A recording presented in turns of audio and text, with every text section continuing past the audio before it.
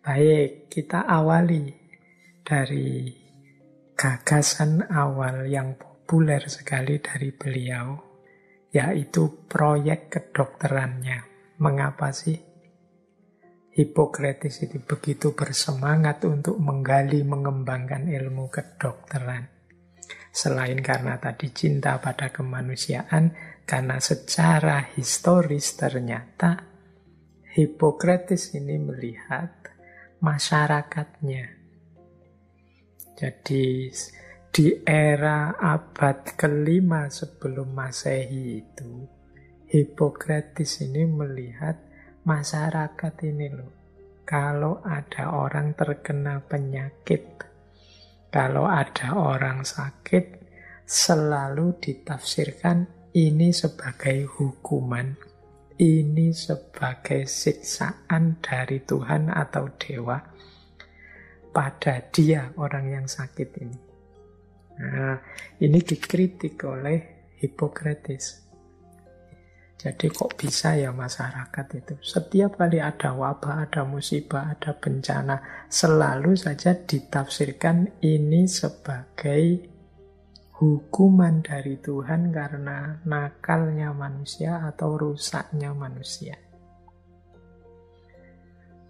Ya mungkin bisa juga kalau konteksnya teologi, tafsirnya ke situ. Tapi yang diprihatinkan Hippocrates itu bukan itunya.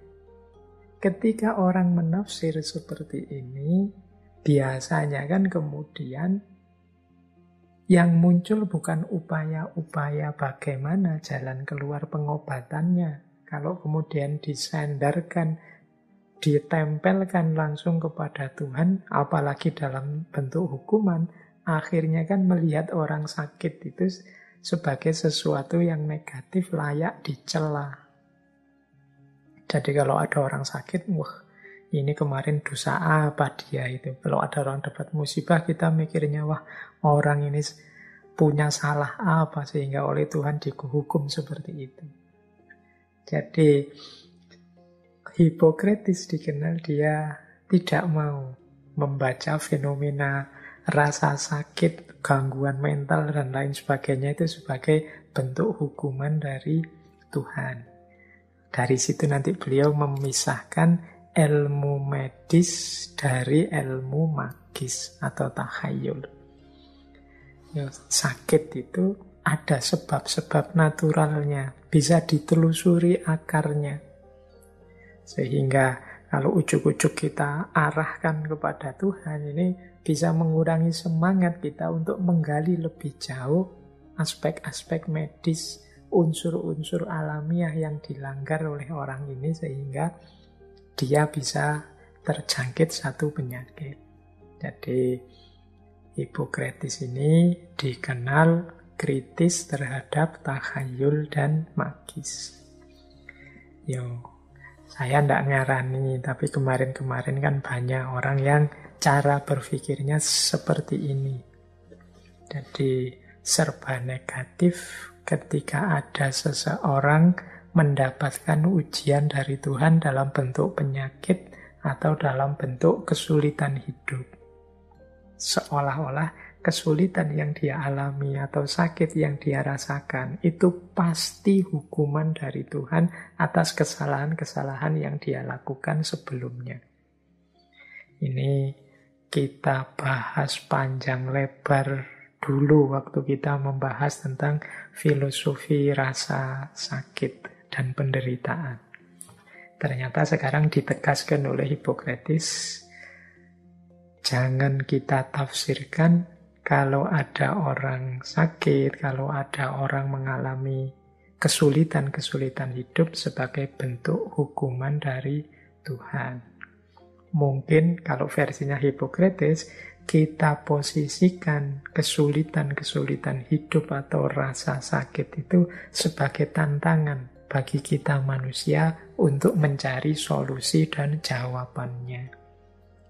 Ya termasuk pandemi kali ini. Itu kan tantangan buat manusia. Ayo, bisa ngatasi ndak masalah pandemi ini? Bisa ndak manusia cari solusi dari pandemi ini? Kan banyak di antara kita hari ini yang dapat ujian pandemi, tidak nyari solusi, malah nambah masalah. Ya wis macam-macam, teman-teman tahu sendiri ya, masalah semakin luas, tambah berkembang, tambah ndak karu-karuan, pokok utama permasalahannya ndak terselesaikan.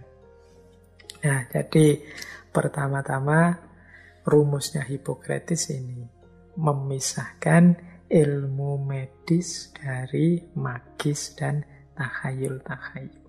Memang orang Yunani zaman itu kan memang banyak sekali cara berpikir magis dan takhayul-takhayul.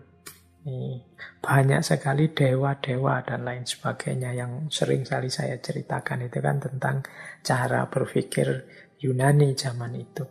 Nah, itu dikritisi oleh Hippocrates khususnya dalam ranah medis. Nah, ada quotes yang populer sekali tentang ini dari Hippocrates, yaitu tentang penyakit epilepsi. Jadi Hippocrates bilang begini, orang berpikir bahwa epilepsi itu bersifat ilahi. Ilahi itu berarti ya sumbernya dari Tuhan, hukuman Tuhan seperti tadi. Hanya karena mereka tidak tahu apa yang menyebabkan epilepsi. Ini zaman Hippocrates abad ke-5, ke-6 sebelum Masehi. Tetapi saya percaya suatu hari nanti kita akan memahami apa yang menyebabkan epilepsi. Dan pada saat itu kita akan berhenti percaya bahwa itu adalah ilahi. Ilahi dalam arti hukuman Tuhan, sumbernya dari kemurkaan Tuhan. Begitu pula dengan segala sesuatu di alam semesta. Jadi zaman itu orang masih belum tahu sebabnya apa, akarnya di mana, obatnya apa penyakit epilepsi itu. Itu kan kalau orang epilepsi kalau sedang kumat kan kejang-kejang seperti itu. Bagi yang tidak paham kemudian wah ini kesurupan ini, wah ini hukuman Tuhan ini, wah ini ada salah apa ini nenek moyangnya dan lain sebagainya. Kata Hippocrates, mengapa kok orang bilang begitu? Ya karena dia belum paham, belum mengamati, belum meneliti, belum mengobservasi tentang penyakit itu. Sehingga ya satu-satunya jalan kemudian diputuskan saja itu langsung dari Tuhan sebagai hukuman.